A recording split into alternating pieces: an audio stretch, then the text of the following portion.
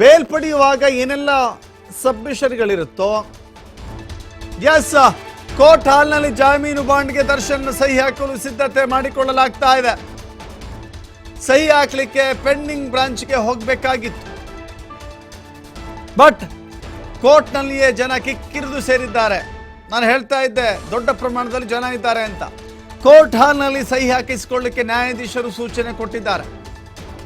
ಹೀಗಾಗಿ ದಾಖಲಾತಿಗಳನ್ನು ಕೋರ್ಟ್ ಹಾಲ್ಗೆ ತಂದು ಸಿಬ್ಬಂದಿ ಸಹಿ ಮಾಡಿಸ್ಕೊಳ್ತಾ ಇದ್ದಾರೆ. ದರ್ಶನ ನೋಡಲಿಕ್ಕೆ ಕೋರ್ಟ್ ಹಾಲ್ ಮುಂದೆ ಕೂಡ ಜನ ಜಮಾವಣೆಗೊಂಡಿದ್ದಾರೆ. ಕೋರ್ಟ್ ಹಾಲ್ನಲ್ಲಿ ಜಾಮೀನು ಬಾಂಡ್ಗೆ ದರ್ಶನ್ ಸಹಿ ಹಾಕಲಿಕ್ಕೆ ಎಲ್ಲ ಸಿದ್ಧತೆಗಳು ನಡೆದಿದ್ದಾವೆ. ದರ್ಶನ್ನ ಹೀಗೆ ಬಹಿರಂಗವಾಗಿ ಒಂದು ಸ್ಥಳದಿಂದ ಮತ್ತೊಂದು ಸ್ಥಳಕ್ಕೆ ಕರೆದುಕೊಂಡು ಹೋಗೋದಿದೆಯಲ್ಲ, ಅದು ಇನ್ನೂ ಹೆಚ್ಚಿನ ರಿಸ್ಕ್ ಅನ್ನೋದಕ್ಕಿಂತ ಜನಜಂಗುಳಿ ಜಾಸ್ತಿ ಆಗುತ್ತೆ.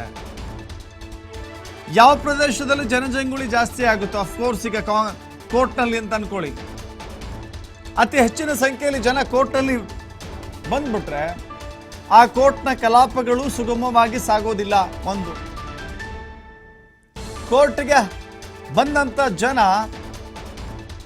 ಅವರವರ ಕೇಸುಗಳಿಗೆ ಹಾಜರಾಗಬೇಕು ಅಂತ ಬಂದಿರುವಂಥ ಜನ ಕೂಡ ಈ ಗಲಾಟೆಯ ಮಧ್ಯೆ ಸಿಲುಕಿಕೊಳ್ಳುವ ಸಾಧ್ಯತೆ ಇರುತ್ತೆ. ಕೆಲವಷ್ಟು ಅತಿರೇಕದ ಅಭಿಮಾನಿಗಳು ಕೂಡ ಇದ್ದಾರೆ ದರ್ಶನ್ಗೆ. ಅತಿರೇಕದ ಅಭಿಮಾನಿಗಳು ಕೂಡ ದರ್ಶನ್ಗಿದ್ದಾರೆ. ಈ ಅತಿರೇಕದ ಅಭಿಮಾನಿಗಳು ಕೆಲವೊಂದು ಬಾರಿ ಅವಾಂತರವನ್ನು ಸೃಷ್ಟಿಸುವಂತ ಚಾನ್ಸಸ್ ಇರುತ್ತೆ. ಕಾನೂನು ಮತ್ತು ಸುವ್ಯವಸ್ಥೆಯನ್ನು ಕಾಪಾಡುವ ದೃಷ್ಟಿಯಿಂದ ಘನತೆವೆತ್ತ ನ್ಯಾಯಾಧೀಶರು ಇಂಥದ್ದೊಂದು ಸೂಚನೆಯನ್ನು ಕೊಟ್ಟಿದ್ದಾರೆ. ಆ ಸೂಚನೆಯನ್ನು ಕೋರ್ಟ್ ಪಾಲಿಸ್ತಾ ಇದೆ.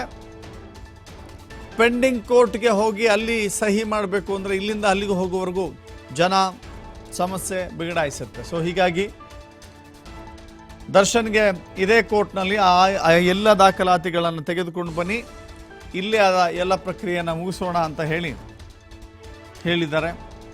ದರ್ಶನ್ ಇನ್ನೇನು ಕೆಲವೇ ಹೊತ್ತಿನಲ್ಲಿ ಸಹಿ ಹಾಕ್ತಾರೆ. ಅದರ ಮೂಲಕ ದರ್ಶನ್ ಪ್ರಕ್ರಿಯೆ ಅಲ್ಲಿಗೆ ಪೂರ್ಣಗೊಳ್ಳುತ್ತೆ. ಇಷ್ಟು ದಿನಗಳ ಕಾಲ ಜಾಮೀನು ಜಾಮೀನು ಜಾಮೀನು ಅಂತ ಹಗಲು ರಾತ್ರಿ ಚಡಪಡಿಸ್ತಾ ಇದ್ದಂಥ ದರ್ಶನ್ ಈಗ ನಿರಾಳವಾಗಿದ್ದಾರೆ, ನೆಮ್ಮದಿಯಿಂದ ಇದ್ದಾರೆ. ಒಂದು ರೀತಿ ಮುಖದಲ್ಲಿ ಇವತ್ತು ಅವರ ಭಾವನೆಯನ್ನು ನೋಡ್ತಾ ಇದ್ದರೆ, ಅವರ ನಗುಮುಗ ನೋಡ್ತಾ ಇದ್ದರೆ ಎಲ್ಲೋ ಒಂದು ಕಡೆ ಬಹಳ ದೊಡ್ಡ ಗಂಡಾಂತರದಿಂದ, ಬಹಳ ದೊಡ್ಡ ಸಮಸ್ಯೆಯಿಂದ ಪಾರಾದ ಸಮಾಧಾನ ಇದೆ, ಅವರಿಗೆ ಖುಷಿ ಇದೆ. ಬಹಳ ದೊಡ್ಡ ಗಂಡಾಂತರ ಬಂದು ಹೋಗಿತ್ತು, ಇದರಿಂದ ನಾನು ಬಚಾವಾದೆ ಎನ್ನುವ ಸಮಾಧಾನ ಅವರ ಮುಖದಲ್ಲಿ ಇವತ್ತು ಕಾಣಿಸ್ತಾ ಇದೆ. ಎಸ್, ಅವರ ಅಭಿಮಾನಿಗಳು ಕೂಡ ದರ್ಶನ್ ಬರುವಿಕೆಗಾಗಿಯೇ ಕಾದು ಕುಳಿತಿದ್ರು. ದರ್ಶನ್ ಬಂದಾಗಿದೆ, ಪೆಂಡಿಂಗ್ ಬ್ರಾಂಚ್ಗೆ ಹೋಗ್ಲಿಕ್ಕೆ ಬಿಟ್ಟಿಲ್ಲ ಇವತ್ತು. ಎಸ್, ನಾನು ಹೇಳ್ತಾ ಇದ್ದೆ, ಜಾಮೀನು ಪಡೆಯುವಾಗ ಏನೆಲ್ಲ ಮನವಿಯನ್ನು ಮಾಡಿರ್ತಾರೋ ಅದರ ಪ್ರಕಾರವೂ ಕೂಡ ನಡೆದುಕೊಳ್ಬೇಕಾಗತ್ತೆ.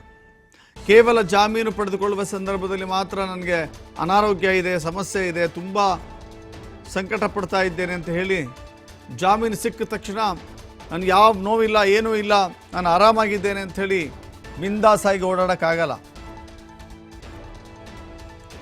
ಜಾಮೀನು ಪಡೆಯುವಾಗ ಚಿಕಿತ್ಸೆ ಅವಶ್ಯಕತೆ ಇದೆ ಅಂತ ಹೇಳಿ ಕೋರ್ಟ್ಗೆ ಮನವರಿಕೆ ಮಾಡಿಕೊಟ್ಟು ಅದೇ ಆಧಾರದಲ್ಲಿ ಜಾಮೀನು ಪಡೆದುಕೊಳ್ಳುವಾಗ, ಜಾಮೀನು ಪಡೆದ ನಂತರದಲ್ಲಿ ನಾನು ಆಸ್ಪತ್ರೆಗೆ ಹೋಗಲ್ಲ, ಚಿಕಿತ್ಸೆ ಪಡೆದುಕೊಳ್ಳಲ್ಲ, ನಾನು ಹೇಳಿದ್ದೆಲ್ಲವೂ ಸುಳ್ಳು ಅಂತ ಹೇಳೋಕ್ಕೂ ಆಗಲ್ಲ. ಕೋರ್ಟ್ ಒಂದು ಅಬ್ಸರ್ವೇಷನ್ ಮಾಡುತ್ತೆ. ಜೊತೆಗೆ ಮುಂದೆ ಸರ್ಕಾರಿ ವಕೀಲರು ಇದಕ್ಕೆ ಆಕ್ಷೇಪವನ್ನು ಸಲ್ಲಿಕೆ ಮಾಡಿರ್ತಾರೆ. ಆ ಸಂದರ್ಭದಲ್ಲಿ ಇದನ್ನು ಉಲ್ಲೇಖ ಮಾಡ್ತಾರೆ. ಘನತೆವೆತ್ತ ಕೋರ್ಟ್ ಅವರ ಆರೋಗ್ಯದ ಸಮಸ್ಯೆಯನ್ನು ಪರಿಗಣಿಸಿ, ಅವರ ಚಿಕಿತ್ಸೆಯ ಮಾನದಂಡವನ್ನು ಅನುಸರಿಸಿ ನೀವು ಅವರಿಗೆ ಜಾಮೀನು ಕೊಟ್ಟಿದ್ದೀರಿ. ಬಟ್ ದರ್ಶನ್ ಜಾಮೀನು ಸಿಕ್ಕ ಮೇಲೆ ಮಾಡಿದ್ದೇನು ಅಂತ ಹೇಳಿದ್ರೆ ಅದಕ್ಕೆ ಉತ್ತರ ಇರೋದಿಲ್ಲ. ಸೊ ಕೋರ್ಟ್ನ ಅಬ್ಸರ್ವೇಷನ್ಸ್ ಖಂಡಿತ ಇದ್ದೇ ಇರುತ್ತೆ.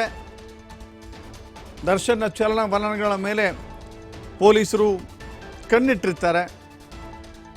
ಮೋಸ್ಟ್ಲಿ ಇವತ್ತು ದರ್ಶನ್ ಆಸ್ಪತ್ರೆಗೆ ವಾಪಸ್ ತೆರಳಿ ತಮ್ಮ ಚಿಕಿತ್ಸೆಯ ಪೂರ್ಣ ಭಾಗವನ್ನು ಮುಗಿಸಿಕೊಳ್ಳಲಿಕ್ಕೆ ತೆರಳುತ್ತಾ ಇದ್ದಾರೆ.